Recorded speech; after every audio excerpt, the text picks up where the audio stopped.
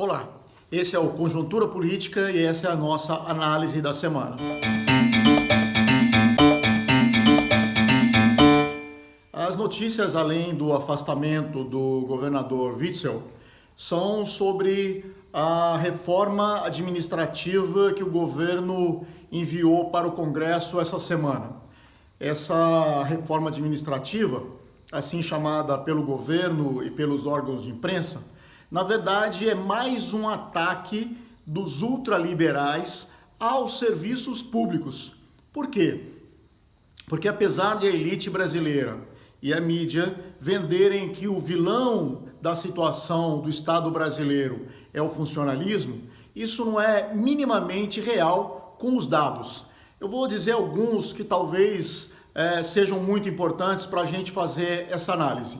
A primeira, o número de funcionários e funcionárias no Brasil corresponde a aproximadamente 1,6% da população brasileira. Ou seja, é um número muito baixo frente à população.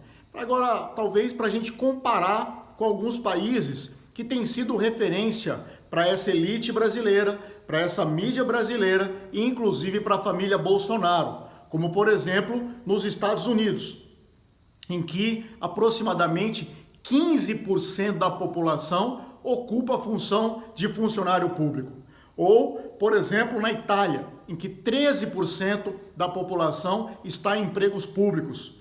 Ou na França, onde cerca de 21% da população trabalha no serviço público. Então, não é real que no Brasil haja muito funcionário, haja muita funcionária.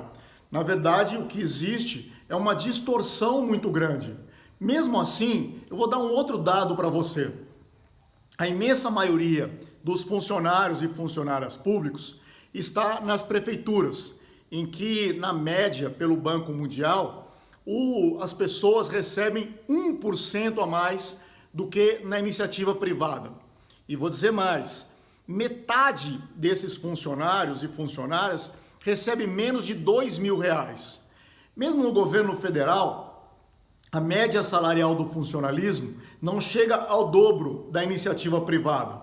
Isso contando os militares que não entraram nessa reforma administrativa, contando as carreiras do judiciário como juízes, juízas, contando as carreiras de procurador e procuradora que não entraram nessa reforma e que são, obviamente, os maiores salários e os maiores privilégios do funcionalismo. É só pensar quem que pode ter 2 férias por ano de 30 dias. E recentemente definido pelo presidente do STF, pelo Dias Toffoli, podendo vender pelo menos 1/3 dessas férias. Então, é uma situação que, na verdade, ela ataca os serviços públicos prestados pelo Estado brasileiro, através da União, dos estados e dos municípios. Porque você sabe que a maioria dos funcionários e funcionárias trabalha na saúde e na educação.